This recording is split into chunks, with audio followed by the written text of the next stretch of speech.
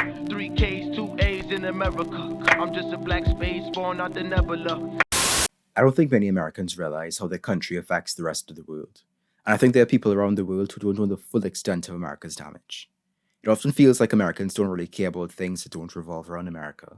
And I'm not trying to generalize, of course. Marginalized folks don't know about America's crimes, like the actual tangible state violence being done to Native Americans, African Americans, Latin Americans, Asian Americans, queer Americans, prisoners, religious minorities, women, poor folks, workers. Trust me, I have nothing against Americans personally, other than the Americocentrism that most can't seem to get away from. Regardless, you clicked on this video because you want to hear me talk about how the USA destroys the world. Let's begin. I mean, I feel like a lot of people know this, but America kind of busting up the world. The US has been at war for almost as long as the US has been a thing. It started with the Revolutionary War, then brutalized many Native American nations as it expanded, and had a whole civil war to boot. America really loves war and spends trillions on its military every year. America's gone to war or supported wars against pretty much most of the world. And not on some moral crusade or in defense, by the way. America's usually the aggressor and just follows, basic capitalist logic. Expanding markets and securing resources on a finite planet with an infinite mindset. Consent be damned. If you have the time, check out, for example, the Banana Wars in Latin America. After World War II, America became a global superpower, and it's been up to some pretty evil stuff ever since. America has around 800 military bases in countries all over the world, including Germany, Japan, South Korea, Australia, Bulgaria, Colombia, Kenya, and many more. I'm going to be completely upfront, I can't cover everything in this video. Libraries could be filled with the details of America's violence. That aside, here's some of America's worst atrocities. Trigger warning for physical and sexual violence. Skip to the next section of the video, America the Coupist, if you can't stomach it. The US has done some awful stuff in Europe, like its rape of civilian women in England, France, and Germany in the 40s, and its destabilization and bombing of Yugoslavia in the 80s and 90s, fostering the conditions for genocide and mass rape. But its favorite targets have always been in the global south. In Africa and South America, the US has armed governments to do their very own war crimes throughout the 20th century, including torturous secret police and brutal drug cartels. But as one former CIA chief, John Stockwell, testified in 1987, the US has been direct in the rivers of blood that flow. With all the covert operations in Nicaragua, Panama, Guatemala, Haiti, the Dominican Republic, and Cuba, he estimated the US was responsible for at least 6 million deaths in those countries alone. Cheap shots, if you will, killing people of other countries of the world who cannot defend themselves under the guise of secrecy and under the rubric of national security. The CIA sued him into bankruptcy, by the way. In Asia, the US military firebombed nearly 1 million Japanese civilians and dropped nuclear bombs on Hiroshima and Nagasaki, killing 130,000 people and causing devastating radiation, leading to birth defects and diseases for decades to come. The US military raped thousands of Okinawan women during the Battle of Okinawa in 1945. Between 1946 and 1958, the US tested 23 nuclear devices at Bikini Atoll, using the native islanders and their land as guinea pigs for the effects of a nuclear fallout. The CIA-backed Khmer Rouge killed close to a quarter of Cambodia's population, up to 2 million people in the 1970s. Before the Khmer Rouge rose to power, the US carpet-bombed East Cambodia, killing up to 150,000 civilians. During the Korean War, the US dropped insects and small mammals infected with anthrax, plague, cholera, and encephalitis, and dropped over 30,000 tons of napalm bombs.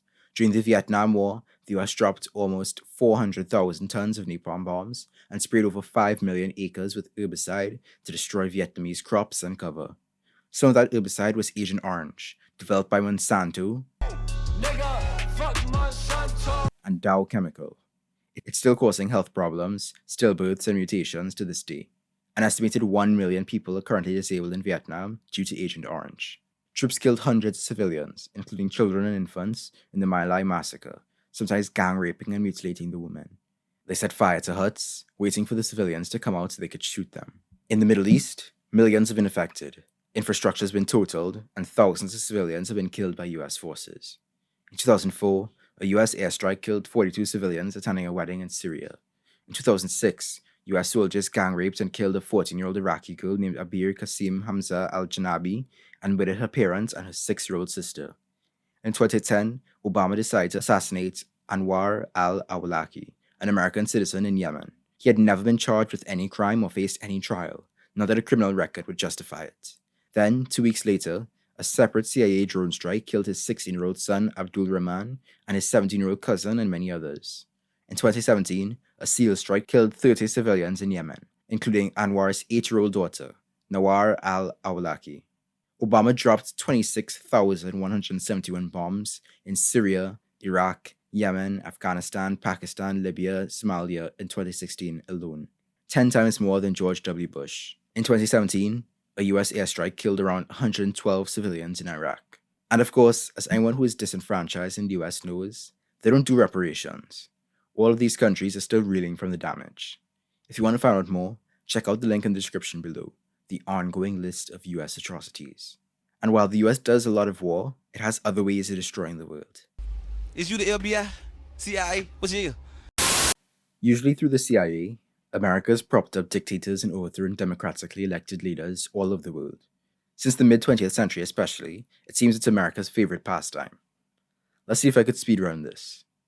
In the 40s, Korea, China, Greece, Costa Rica, Albania, and Syria. In the 50s, Korea again, Egypt, Iran, Cuba, Philippines, Guatemala, Paraguay, Syria again, Indonesia, Lebanon, Vietnam, Iraq, and Cuba again.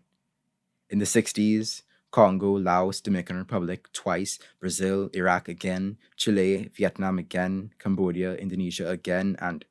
Okay, let me pause for a second on Indonesia from 1965 to 1967. I need you to viscerally grasp how bad some of these situations are. The CIA supported one of the bloodiest massacres of the 20th century in Indonesia, with the estimated death count reaching about 1 million people. Pressing forward, in the 70s, Chile again, Bolivia, Uruguay, Ethiopia, Angola, Zaire, Cambodia again, and Afghanistan. In the 80s, Poland, El Salvador, Chad, Nicaragua, Grenada, Burkina Faso, and Panama. In the 90s and 2000s, the Cold War is basically over, but they keep in the tradition. So Iraq again, Haiti, Zaire again, Indonesia again, Yugoslavia, Venezuela, Iraq again. Okay, I'm getting tired, but I think you get the picture. All this information is public, and I'd encourage you to dig a little deeper. Question why the US is so involved in other people's business. In many of these cases, the CIA deposed democratically elected leaders who were taking the country in a leftist direction and backed whoever would help their economic interests, usually far-right dictators. But besides war and coups, America looks at other ways to spread its influence. Don't scare me like that, Colonizer. While it never rivaled the British Empire, America has done quite a bit of colonization of its own. Check out this Johnny Harris video on how the US stole Hawaii, for example. The imperialist conception of Manifest Destiny not only led to the expansion of the US across the North American continent, but it also bolstered America's colonization of quite a few overseas territories. America has 5 permanently settled territories in the Pacific and the Caribbean, and none of them have representation in Congress or the Senate. American Samoa, a territory since 1900, which America fought Germany over. Guam, a territory since 1899, which America fought Spain over. The Northern Mariana Islands, tossed around between Spain, Germany, and Japan before being captured by the US during World War II. The US Virgin Islands, bought from Denmark in 1917 to bolster America's access to the Panama Canal during wartime. And lastly, Puerto Rico, captured from Spain since 1899. In addition to its domination of territories, the US has another tool in its toolbox. I enjoy dynamite and gunpowder. Why is America the world's mob boss? Capitalism. Real simple. Again, check out the Banana Wars.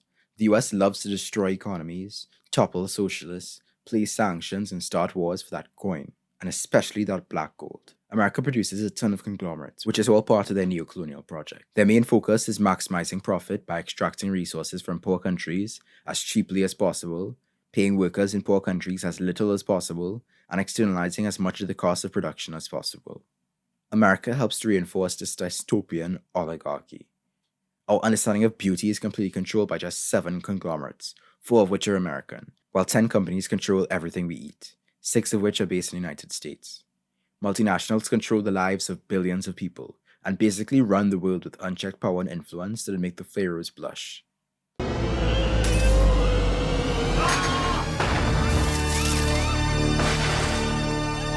The US dominates the globe through cultural imperialism. with the goals being to capture markets and establish capitalist hegemony by shaping popular consciousness.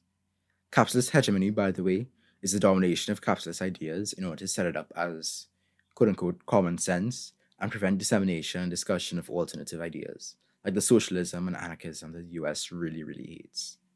The systematic penetration and domination of the cultural life of countries across the world by the US serves to shape their values, behavior, institutions, and identity. In the past, the focus was on using the church, education system, and administration to indoctrinate people. Now the focus is on new media. Hollywood, CNN, Disney, and the Kardashians have more power than the Vatican these days. Through the export of media, the US is able to expand profits and dissociate the masses from their cultural roots in favor of needs created by advertisers. Cultural imperialism often preys on the deep anxiety that many people in the global south have, that they are quote-unquote backward, to destroy the bonds of community, manufacture divides, and fasten chains of corporate power. Through advertising, America targets the youth around the world, who are most susceptible to its consumerist propaganda, in order to channel their energy towards consumption so they won't become a political threat, basically blinding them from the true brutality of America and capitalism with escapist messaging. Under the cover of private media enterprises, the US is able to effectively further its economic and political interests as mere news or entertainment. Take, for example, Latin America. There's a direct relation between the increase in the number of television sets per person and the decline of income and decrease in mass struggle against the system. It's about pacification. Cultural imperialism is probably America's most effective weapon against actual positive change in the world. Not only does it work to establish capitalist hegemony, but it also corrupts the popular notion of leftist ideas and desensitizes the global public to the violence of the US. Like how the media turns capitalist politicians into quote-unquote revolutionaries, or turns bombings in Iraq into video games, trivializing crimes against humanity, dehumanizing victims, and glorifying mass destruction. American cultural imperialism is a distraction that works against reflection, collective action, and solidarity, a distraction from the grotesque inequalities and power relations of the world. Special delivery for Homer Simpson. That's me. America does a lot of exporting throughout the world. In 2018, civilian aircrafts and aircraft engines accounted for $99 billion in export revenue. Auto parts, engines, and car tires made up another $86 billion. Industrial machines made up another $57 billion. Passenger cars, $53 billion. And pharmaceuticals, $51 billion. But its biggest two exports are crude oil, fuel, and other petroleum products, and food, beverage, and feed. After all that war, oil has been very profitable for the US, and it makes up $109 billion of their export revenue. Food makes up a staggering $133 billion. They're the biggest food exporter in the world. And obviously, all this manufacturing and transporting and consuming is going to have a big impact. Oh, I love trash. America has an even greater impact than just wars, coups, and capitalism. Though, of course, this is part of capitalism. America exports billions of pounds of plastic waste every year, mostly to nations in the global south, and emits 15% of global carbon emissions. From 1850 to 2011, the US produced 27% of the total carbon dioxide emissions of the world. The US contains about 5% of the world's population, but it produces 40% of the world's waste. The US uses 1/3 of the world's paper, 1/4 of the world's oil, 23% of the coal, 27% of the aluminum, and 19% of the copper. America has the most billionaires in the world, which has a major effect on its climate impact. Between 1990 and 2015, the richest 10% of the world accounted for over half the emissions added to the atmosphere. The richest 1% were responsible for 15% of emissions during this time, more than all the citizens of the EU, and more than twice that of the poorest half of humanity. Although corporations are almost entirely responsible for climate change, and the whole individual carbon footprint thing is oil company propaganda, we still need to acknowledge the American lifestyle is real impactful. Our focus should be on the companies and the system, but the world's 7 billion people all consume varying amounts of the planet's resources. And if everyone on the planet had consumed as much as the average US citizen, we'd need just over 4 Earths to sustain them all. Throughout the world, we're already experiencing the impacts of climate change, and it's happening faster than scientists expected.